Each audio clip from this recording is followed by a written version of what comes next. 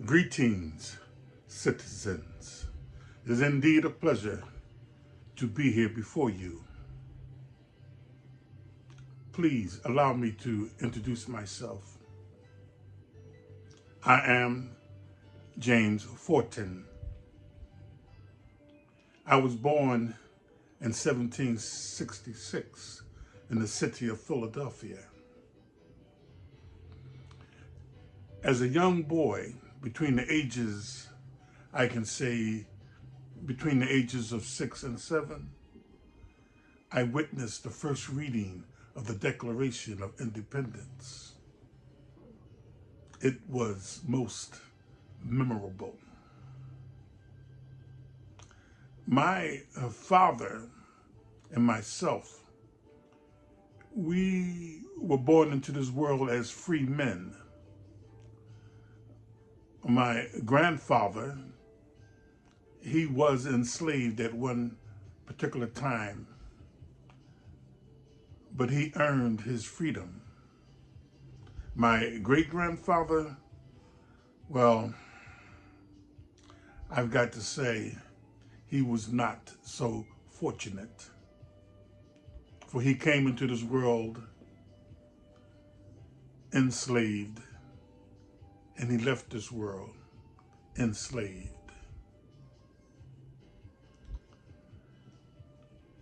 My occupation, how can I put it? I am a sail maker. I make sails. I repair sails. And these sails are used on ships. My father, he too was a sail maker. I kept the legacy going. My father died at a very young age. He drowned. When my father would be working in the sail loft, I would be there as well as a young boy, running around, running errands, and for the various men who worked there in this sail loft. A Mr. Robert Bridges was the gentleman, a white gentleman that is, who apprenticed my father and then employed him.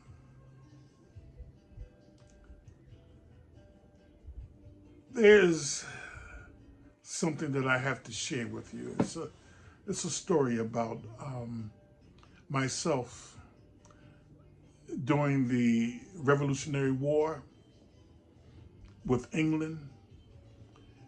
I joined the privateers, which was part of the Navy. Some folks would call us pirates, but in actuality, we gave our allegiance to the United States, to this country, for our freedom. We needed to gain it and throw off the shackles of Great Britain, England. But something unfortunate happened. I became a prisoner of war for 2 years. And while I was a prisoner of war, my time was spent on the notorious ship, and it was a prison ship, mind you. It was called Jersey, or the Jersey. The captain, who was a British subject, an officer,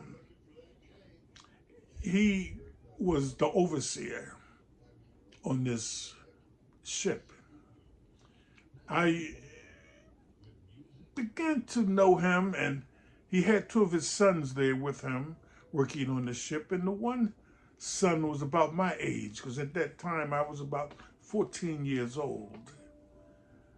And the young boy, his son, the youngest one, we became close friends. We played marbles almost every day. But I tell you this much, the conditions on this ship, this prison ship, were deplorable, very horrible. Disease, very little food to eat and water to drink. And I suffered this for 2 years. But when the war was over, I went back home. My father no longer living, my mother and my sister were the closest family that I had at that time. I was in very poor physical condition when I arrived on their doorsteps. Both my mother and my sister were glad to see me, and they nursed me back to health. Now, this Mr. Robert Bridges, the very gentleman who, how can I say, he was the same gentleman who apprenticed my father and employed him. And he did the same for me. He offered me an apprenticeship, and I took it. For 13 years, I learned how to sew, how to repair, how to cut out sails for the smallest to the largest vast ships that sail the oceans. And I became good at it. Now, Mr. Bridges decided that he wanted to retire. He was not about to allow his sons or any of his children to take up where he left as far as leaving his legacy to them. He wanted other vocations for his children. At some point, him and I talked,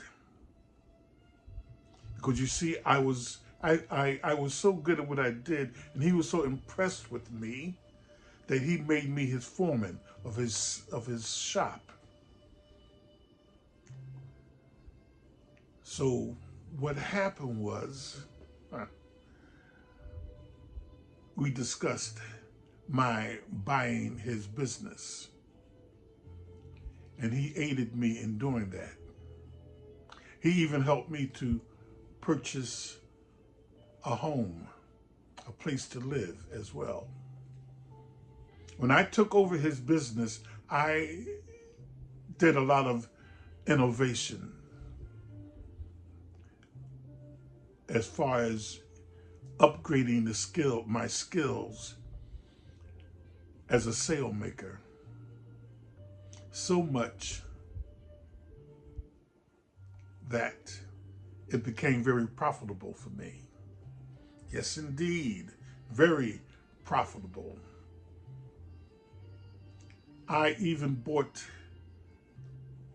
the rights to all of his customers, Mr. Bridges' customers as well. And I can really tell you something. I became one of the richest men in the city of Philadelphia. I was very influential. Yes. I hired and I employed both black and white men. And they were loyal to me, very loyal. One of my daughters, because later on I got married, but one of my daughters, two of my daughters, if I'm not mistaken, trying to get the cobwebs out of my head. I'm a kind of up there in age, But I do believe that two of my daughters and their mother, they helped to create an organization of women who were abolitionists, who worked in helping other black folks who were in bondage, help them to seek and gain their freedom. And I did the same thing as well.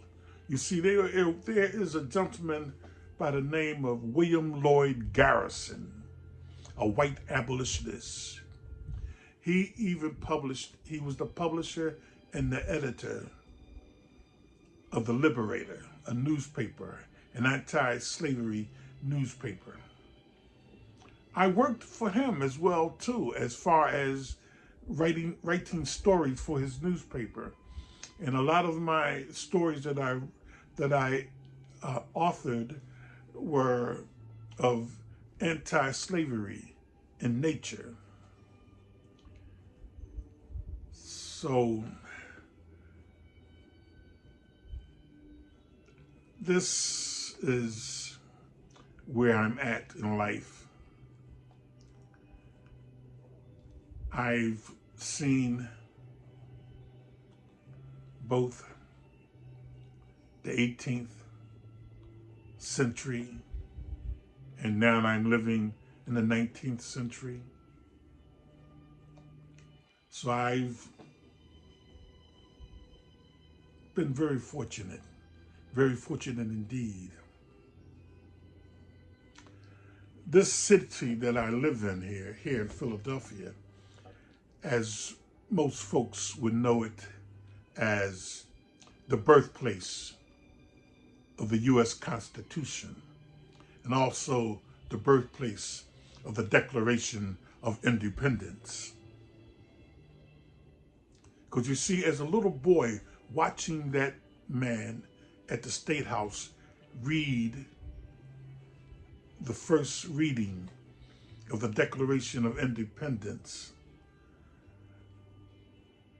those words within that document, I took them to heart because I felt that no man should be in bondage to any other man. Those were things that I learned at a very young age. There was a Back to Africa movement, which I disapprove of. And the reason why was because I felt that my ancestors fought and shed blood, toiled and labored under the whip in this country. And I just could not. I needed to move forward and turn that into something good. Because slavery is one of the worst things imaginable, excuse me, especially here in the colonies. The slavery practice here is one of the worst forms of slavery imaginable. And they call it chattel slavery, where no slave has any rights whatsoever. You are a slave for life. A lot of my fellow blacks here in this country, a lot of them were born slaves and have died slaves, especially our ancestors, all the way back to the 1600s. So I can say this much.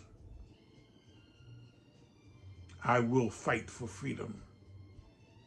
I have fought for freedom and will continue to fight for freedom. Ladies and gentlemen, it has indeed been a pleasure speaking to you. So I will leave you with this. Hip, hip, huzzah. Hip, hip, Huzzah! Hoops to the Union. Hip, hip, huzzah!